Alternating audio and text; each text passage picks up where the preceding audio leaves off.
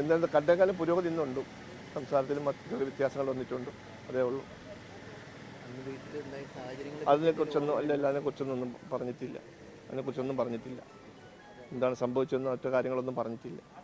പോലീസിന് നൽകിയ മൊഴിയിൽ എന്തായിരുന്നു ഒരു പ്രധാനമായിട്ട് അതിനെക്കുറിച്ച് ഞാൻ ചോദിച്ചില്ല, എന്നോട് ചോദിച്ചിട്ടില്ല അതിനെക്കുറിച്ചൊന്നും. അല്ല, അബ്ദുൾ റഹീമിനോട് എന്താണ് പോലീസ് ചോദിച്ചത് അക്കാര്യത്തിൽ? എനിക്കറിയത്തില്ല, കൂടുതൽ കാര്യങ്ങളൊന്നും എനിക്കറിയത്തില്ല, അത്രേ ഉള്ളൂ. സാമ്പത്തിക പ്രശ്നമായിട്ടൊന്നും അങ്ങനെ വലിയ പ്രശ്നങ്ങളൊന്നും ഉള്ള കുടുംബമല്ലായിരുന്നു ഞങ്ങളത്. സാമ്പത്തിക പ്രശ്നം വലിയ പ്രശ്നമല്ല. പിന്നെന്താണ് സംഭവിച്ചതെന്ന് വെച്ചാൽ അറിയത്തില്ല. അതിനിപ്പം പോലീസിൻ്റെ നിയമവശം അവർ തെളിയിക്കാനുള്ളതാണ്. എനിക്കറിയത്തില്ല ഇതിനെക്കുറിച്ച് കൂടുതലൊന്നും. അത്രേ ഉള്ളൂ.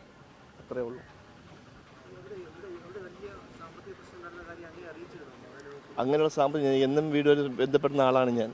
എന്നിട്ട് അങ്ങനെയുള്ള സാമ്പത്തിക പ്രശ്നങ്ങളൊന്നുമില്ല. വലിയ സാമ്പത്തിക ഒന്നുമില്ല. എനിക്കറിയാവുന്ന കാര്യങ്ങളാണ്.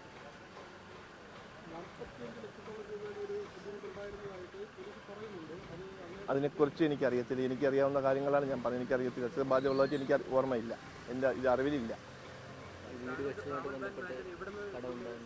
വീട് വെച്ചതിലൊന്നും കടകളൊന്നുമില്ല.